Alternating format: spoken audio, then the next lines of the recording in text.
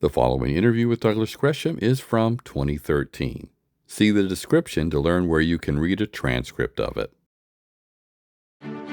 Jack tells the truth. He tells it straightforwardly and very simply.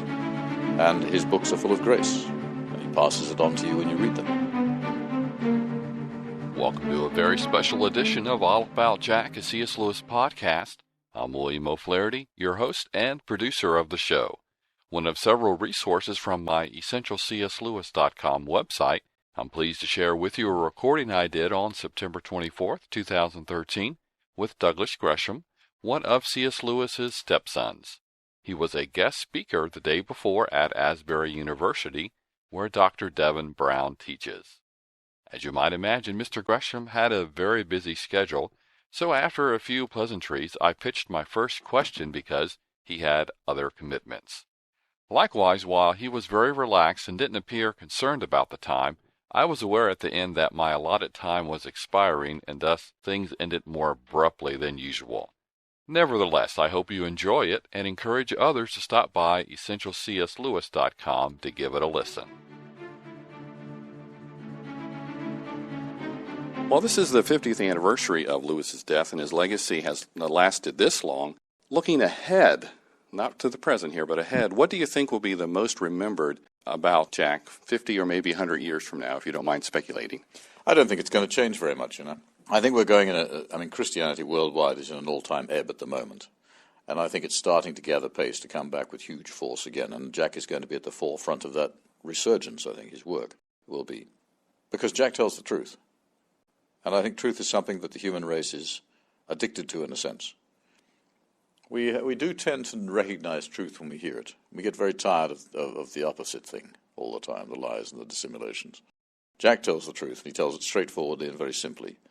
And his books are full of grace, and he passes it on to you when you read them. So I think those books his works are going to be around forever, as long as people read and read books, no matter what form they read them in. Jack's going to be the forefront of that movement. Now, you mentioned in a previous interview I was listening to from Focus on the Family radio drama about the Screwtape letters that Jack used his time wisely. His idle time while traveling on the train was an example, I believe, that you gave. Are there any other habits that he did have that helped make him the great person that he was? Well, as far as the great scholar is concerned and the great writer, one of his habits was to read. And he would do it deliberately. He would select a book and he would spend so many hours a day reading it and thinking about what he was reading. And, of course, occasionally someone would recommend a book and he would find it not to be worth reading and would dismiss it. But usually he would read a book right through to the end very carefully. So many hours of each day were spent in reading. Also, of course, he spent quite a lot of hours each day in writing, and in writing letters to people. A great part of his ministry was answering all the letters he ever received, except one from obvious raving lunatics, of course, and we all get a few of those now and again. So I found him frequently writing letters. And I must confess I've adopted the same policy. Jack told me that if someone has done you the honor of writing to you, you must at least have the dignity to reply, except, of course, to raving lunatics. But that was another part of his day, and all of these things put together, his constant charity by answering every letter he received, and his constant concentration on reading good works of literature wherever he could find them and finding out how other writers were using words in different ways from the ways he used them and whether they were better or worse than his and so on. He was also a constant student. He read the Bible every single day, and he oscillated between one version and another. Often he would be reading the New Testament in the original Greek. Sometimes he would read the Latin translations and so on. So he studied at least a chapter of the Bible every day, and sometimes more if he had the time. So his whole being was concentrating on words, their usage and their meanings, and how you could convey the essential truth with them. One of the things he pointed out quite strongly was that we can never expect to learn to understand God.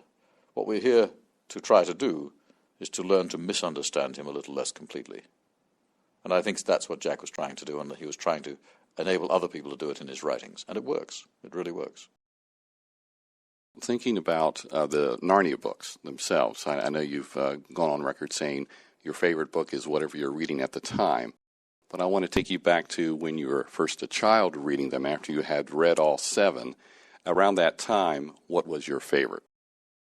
Again, it's a very difficult question to answer. I was completely enthralled with all of them. I think I loved The Horse and His Boy because I enjoy horses. and I've had some very good friends who've been horses, and one or two enemies. But I usually get through to the enemies eventually, and they become friends.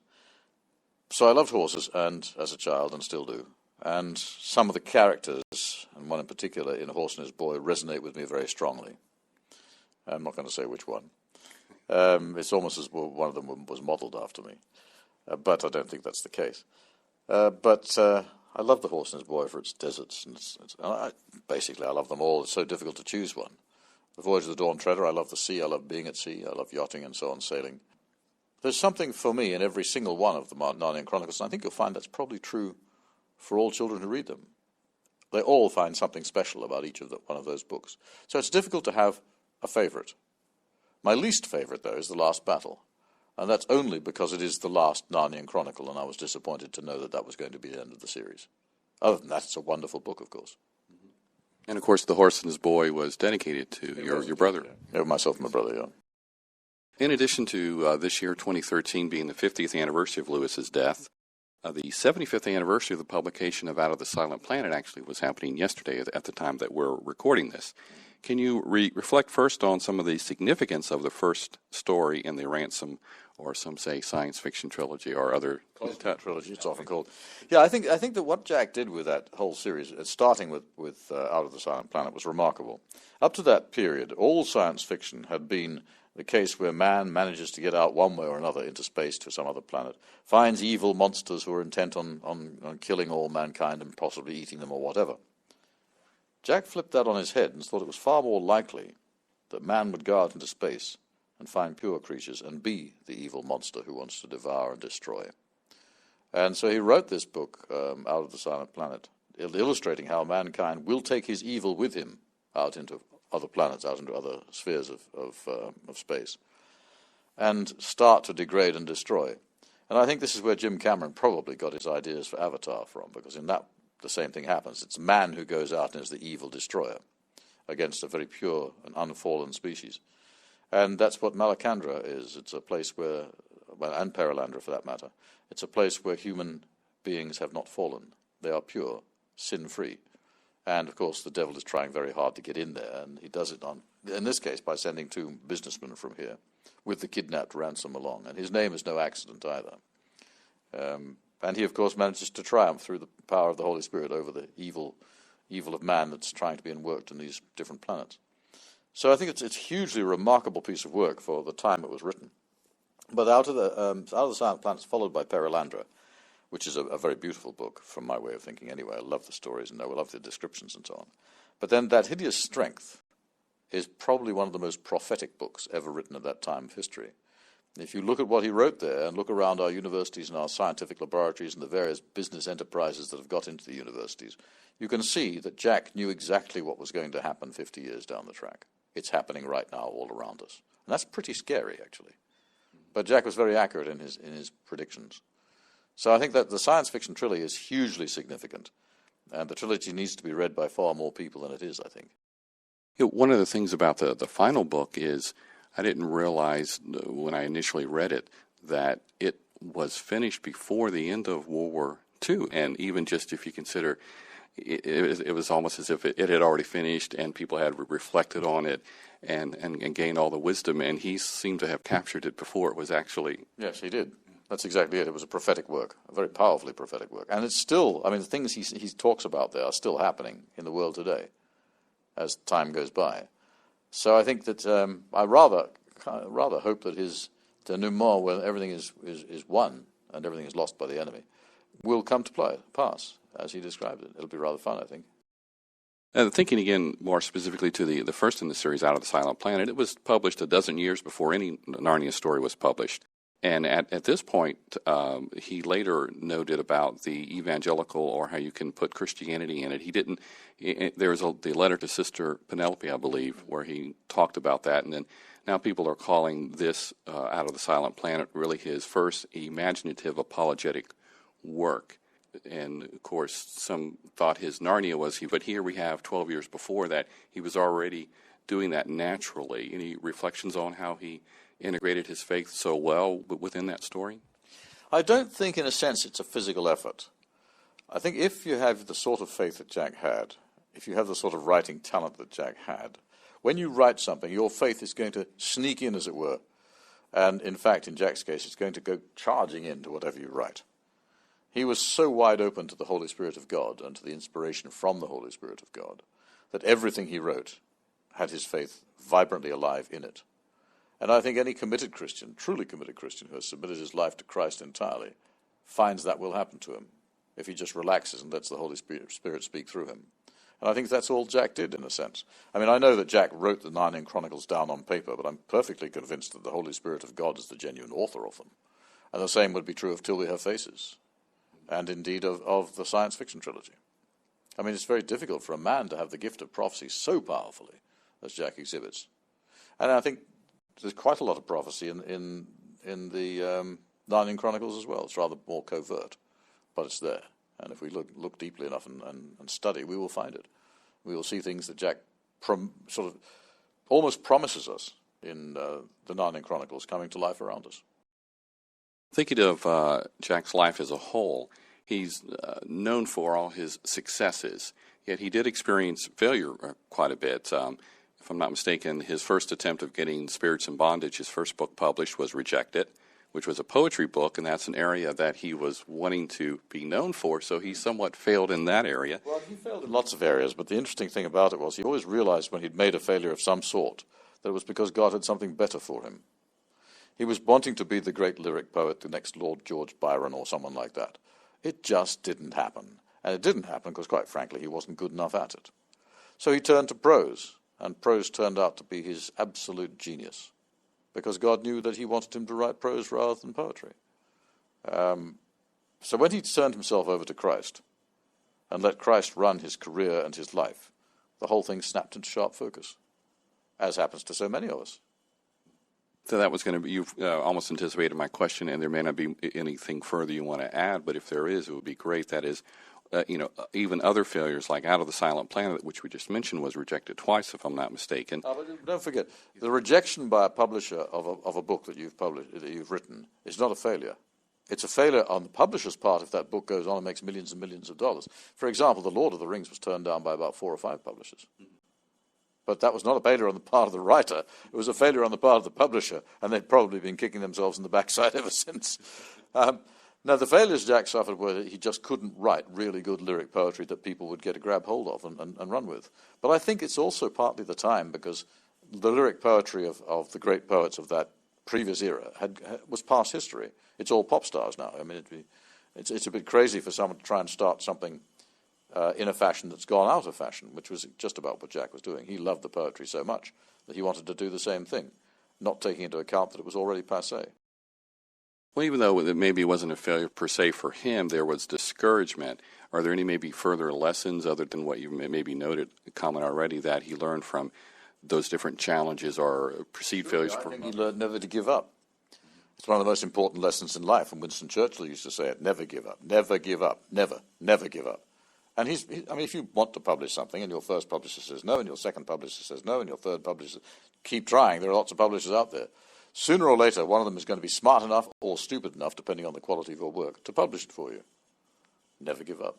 And Jack kept on sending stuff out. And of course, eventually, he became well known, and his stuff was sort of sought after rather than he didn't have to peddle it anymore. He had a literary agent who just said, "Oh, this should suit so-and-so," and sent it to him, and it was published. But that's the state that a writer gets to when he's already successful. An area that we could spend hours talking about, but we only have a few minutes left here, is Lewis's shorter works, or his essays, we may say generically. Are there any essays, whether it be articles, sermons, other published talks, that maybe are not as well known as some of his other writings that you wish more people would read? I think most of his essays, most of his sermons and things like that are less well known than his apologetic novels, for example, or his fictional works.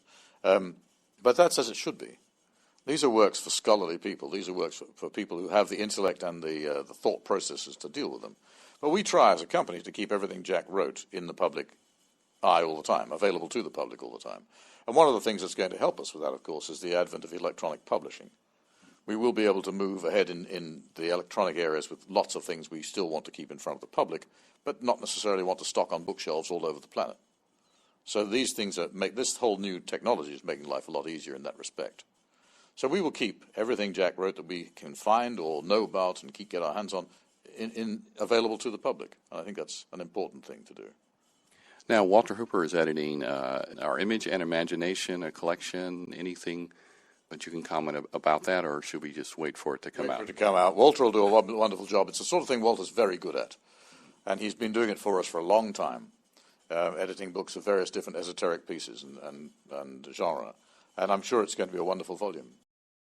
Now, another Narnia question. I didn't know, the other day I was reflecting with a friend about the Susan issue, and thinking about, with having read the different biographies this past year, it helped me to, recall what's already clearly stated.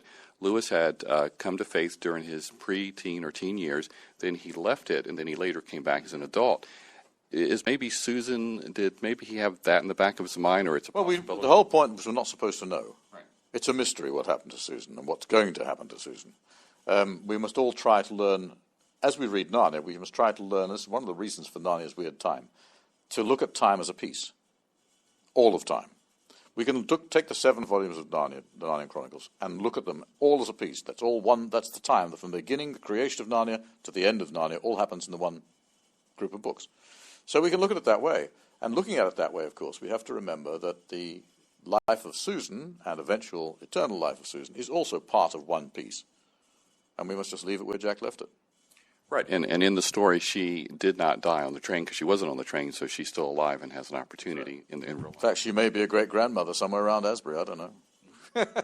I know the actress very well who played her, mind you.